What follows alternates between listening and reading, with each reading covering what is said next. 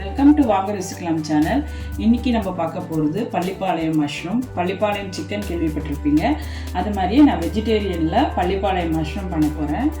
வாங்க எப்படி செய்யலான்னு பார்க்கலாம். இதுக்கு ஒரு 300 கிராம்ஸ் மஷ்ரூம் வாங்கி நல்லா க்ளீன் பண்ணி இந்த மாதிரி க்யூப்ஸாக கட் பண்ணி எடுத்துக்கோங்க. ஒரு 20லேருந்து 30 சின்ன வெங்காயம் எடுத்துக்கோங்க. இந்த மாதிரி குட்டி குட்டியாக கட் பண்ணிக்கோங்க. இதுக்கு காஞ்ச மிளகாவை இந்த மாதிரி கட் பண்ணி எடுத்திருக்கேன். நான் ஒரு 10லேருந்து 12 காஞ்ச மிளகாய் எடுத்திருக்கேன். இந்த டிஷ்ஷுக்கு காரமே இந்த காஞ்ச மிளகா தான். ஸோ நீங்கள் காஞ்ச மிளகாய் உங்கள் காரத்துக்கு ஏற்ற மாதிரி எடுத்துக்கோங்க.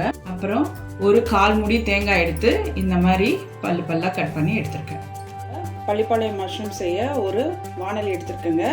இதில் ஒரு 2 டேபிள் ஸ்பூன் தேங்காய் எண்ணெய் ஊற்றுறேங்க. இது தேங்காய் எண்ணெயில் செஞ்சால் தான் சூப்பராக இருக்கும். அப்படி தேங்காய் எண்ணெய் இல்லைன்னா நல்லெண்ணெயில் செய்யலாம். எண்ணெய் காஞ்ச உடனே 1 டீஸ்பூன் கடுகு போடுங்க. கடுகு பொரிஞ்ச உடனே ஒரு 1/2 டீஸ்பூன் ஜீரகம் சேர்த்துக்கலாம். கடுகு ஜீரகம் பொரியும் போதே இந்த காஞ்ச மிளகாய் போட்டுக்கோ. நெக்ஸ்ட்டு அந்த சின்ன வெங்காயத்தை போட்டுக்கிறேன். இப்போ சின்ன வெங்காயம் சேர்த்துட்டேங்க. அது நல்லா பொன்னிறமாக ஆற வரைக்கும் நல்லா வதக்குங்க. இதுக்கு தேவையான உப்பு சேர்த்துக்கிறேன். இது கூடயே ஒரு 1/4 துண்டு இஞ்சி, ஒரு 10 பல்லு பூண்டு எடுத்து இந்த மாதிரி க்ரஷ் பண்ணி வச்சுருக்கேன். இடித்து போடுங்க, அது ஒரு ஃப்ளேவர் கொடுக்கும், நல்லா வாசனையாகவும் இருக்கும். இந்த பொடியாக நறுக்கி வச்சுருக்க அந்த தேங்காய் சில்லை சேர்த்துக்கலாம். இப்போ இந்த தேங்காய், ஜிஞ்சர், கார்லிக் எல்லாமே நல்லா வதங்கணும். அப்படியே ஒரு ஃப்ளேவர் நம்மளுக்கு கொடுக்கும். ஏற்கனவே நம்ம தேங்காய் எண்ணெயில் தான் செய்கிறோம். நல்ல மனமும் டேஸ்ட்டும் கொடுக்கும். இது நல்லா வறுக்க வைங்க. 1/4 டீஸ்பூன் மஞ்சள் தூள் சேர்த்துக்கிறேன். Teaspoon Kashmiri red chilli powder. இது ஜஸ்ட்டு கலருக்கு தான், காரத்துக்கு வெறும் காஞ்ச மிளகா தான் நம்ம சேர்த்துருக்கோம். டீஸ்பூன் தனியாத்தூள் சேர்த்துக்கிறேன். ஃபைனலாக நம்ம மஷ்ரூமை சேர்த்துக்கலாம்.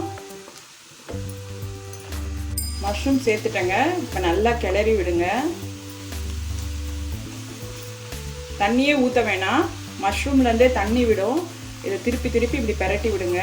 இப்போ லேசாக தண்ணி தெளிச்சுக்கோங்க, ஸ்ப்ரிங்கிள் பண்ணுங்கள் போகிறோம். ஸ்ப்ரிங்கிள் பண்ணிவிட்டு இந்த மஷ்ரூம் குக் ஆகிற வரைக்கும் ஒரு 5 மினிட்ஸ் லிட் போட்டு மூடி வைக்கலாம். லாஸ்ட்டாக இறக்கிறதுக்கு முன்னாடி ஒரு 1/4 டீஸ்பூன் மிளகுத்தூள் சேர்த்துக்கிறேன். இது கொஞ்சம் டேஸ்ட்டை கூட்டி கொடுக்கும். ஒரு 2 மினிட்ஸ் நல்லா ஃப்ரை பண்ணுங்கள். லாஸ்ட்டாக பொடியாக நறுக்கின கருவேப்பிலை சேர்த்துக்கிறேங்க. பொடியாக நறுக்கின கொத்தமல்லி தழை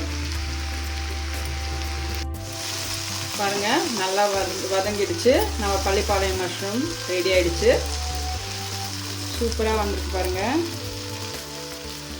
இப்போ இதை நான் சர்விங் பவுலுக்கு மாற்றிடுச்சு பாருங்கள். நான் இப்போ இந்த பள்ளிப்பாளையம் மஷ்ரூமை சப்பாத்தியோடு சர்வ் பண்ணியிருக்கேன். இதோடு தொட்டு சாப்பிடும்போது டேஸ்ட்டு சும்மா அட்டகாசமாக இருக்குங்க. நீங்களும் இந்த டிஷ்ஷை மறக்காமல் ட்ரை பண்ணுங்கள். நம்ம சேனலுக்கு கமெண்ட் கொடுங்க, உங்கள் ஃப்ரெண்ட்ஸோடு ஷேர் பண்ணுங்கள், சப்ஸ்கிரைப் பண்ணுங்கள். மீண்டும் அடுத்த டிஷ்ஷில் உங்களை சந்திப்போம். பாய்.